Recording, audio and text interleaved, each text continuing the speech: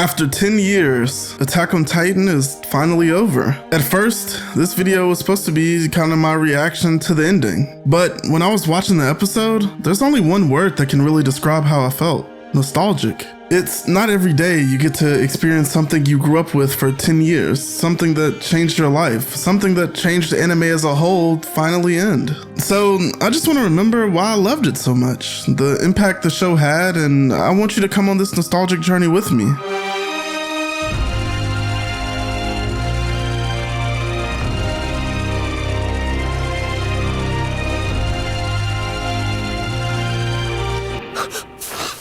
I remember the first time I ever saw Attack on Titan. It was a Fine Bros Teens React video. That should tell you how old this show is, cause now the Fine Bros are fucking cooked. But back then they were the kings of YouTube. When I first saw it, I was fucking terrified. Blood curdling screams, people getting ate in the worst way possible, and these huge monsters running around without dicks? This is not something a 12-year-old should be watching. This wasn't the happy fun times, Minecraft and Beyblade Metal Fusion I was used to. But for some reason, a few months later, I dove in, and what a ride it was. Back when we used to think Attack on Titan was just some post-apocalyptic thriller show, when Levi was the biggest badass on the planet. I mean, look at the way he's slicing these Titans up, and tell me you didn't think this was the coolest shit ever when you first saw it. Fighting for freedom, fighting against the Titans outside of the walls, fighting to take back what's ours. Eren's power was gonna be what changed the tides of our fate. This was the coolest shit I had ever seen. It reinvigorated my love for anime as a kid in a way nothing really else had since Dragon Ball and Sword Art Online. And then slowly, everything started to change.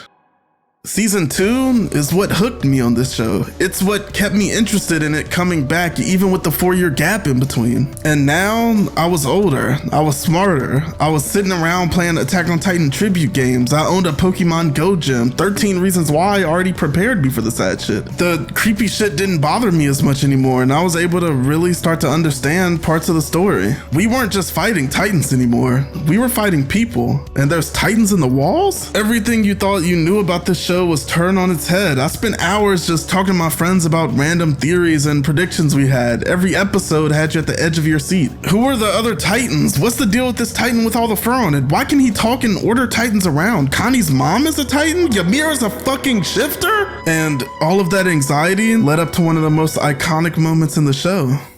Eren, ちょっといいか？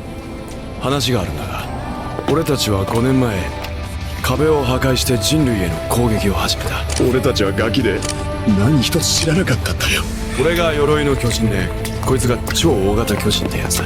同期としてはその疑いは低いと思います。無口なベルトルトは置いといても、ライナーは俺たちの兄貴みたいなやつで。たちの目的はこの人類全てに消えてもらうことだ。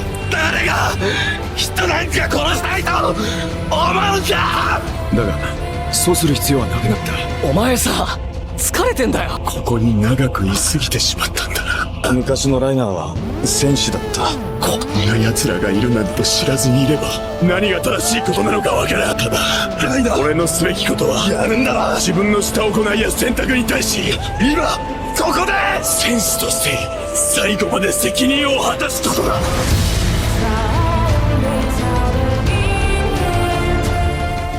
Reiner and Bertolt were the Armored and Colossal Titans, traitors. With that knowledge, it gave the series a whole new meaning, foreshadowing, reasons to go back and look at everything before. It all felt like it was slowly starting to make sense, but every time something was revealed, 10 more questions popped up. And with everyone dying, the scouts getting weaker while Ymir chose Reiner and Bertolt's side, and the Beast Titans seemed unstoppable, it started to get to the point where it felt hopeless, like the characters we knew, the ones who were left, would never overcome this cruel world.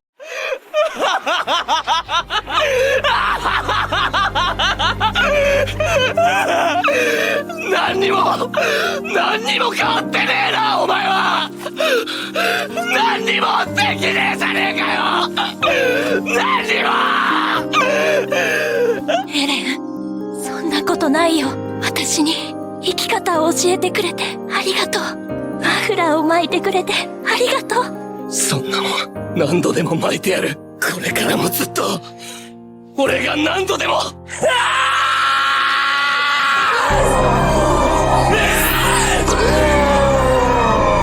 Once again, we had hope. Hope that we could win with a new power and starting to understand what the world really was more and more. It was finally time to go back to where it all started, to figure out what was in the basement. Do you guys remember how the basement was before you knew what was in it? The basement, at least to me, was weird because it was this thing that's been around since the first episode, but with so much shit going on, during the actual episodes, you didn't have a lot of time to think about it. But every time something really impactful happened, you couldn't help but wonder what was so important about it. With Eren having all of these powers, what was his dad really hiding from us? With a newfound understanding of our enemies, our goal, and what could possibly happen next, it was time for the biggest change in the show. But you can't have change without sacrifice. 私には夢があります。全くもって無意味だ。どんなに夢や希望を持っていても、この世の真実が明らかになる瞬間には、岩で体を砕かれても同じだ。その地下室にたどり着きさえすれば、人はいずれ死ぬ。ならば人生には意味がないのか。何かを変えることのできる人間がいるとすれば、その人はきっと大事なものを捨てることができる人だ。築き上げた屍の山の上に私は立っている。あの兵士たちも無意味だったのか。いや違う。あの兵士たちに意味を与えるのは我々だ。あの勇敢な死者を、哀れな死者を思うことができるのは聖者である我々だ。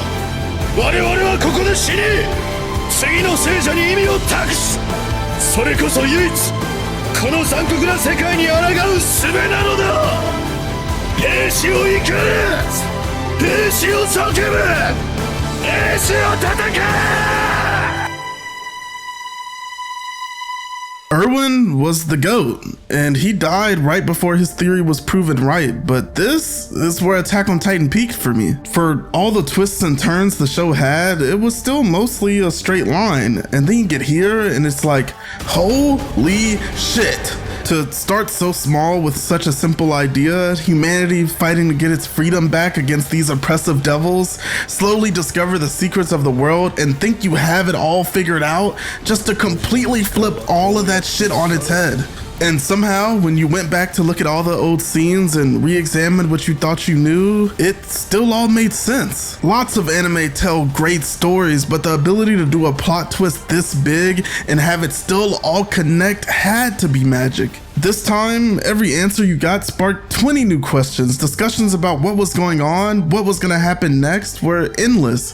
And right in front of our eyes, Eren was changing. It turned out in the final season, Attack on Titan was also changing. A new studio, from WIT to Mappa. And with the weird release schedule, CGI Titans, and jank the old studio didn't have, it would bring a lot of controversy. Shit that ultimately didn't matter because how Eren was changing was a lot more interesting. This cold, calculated guy with a wish to plunge the entire world into war and hell wasn't the same Eren we grew up with. Or was it? That hatred towards the Titans was now pointed at a new, more relatable enemy, his revenge, his want to take back freedom and not rolling over and leaving shit up to chance. It's not an accident that so many people self-inserted with this version of him. Everyone at some point in their lives wants to get their get back, and with your back against the wall, when it's you or them, who are you picking? Just as you think you're starting to understand this new version of Eren, Isayama does it again. Eren has been the one controlling this whole story. This shit pops off even crazier than before.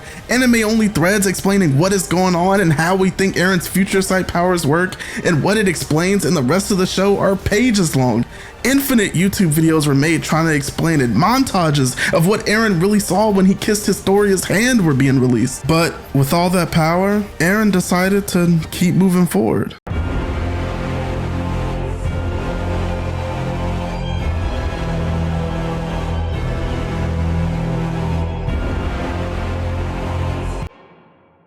And that finally brings me to the ending.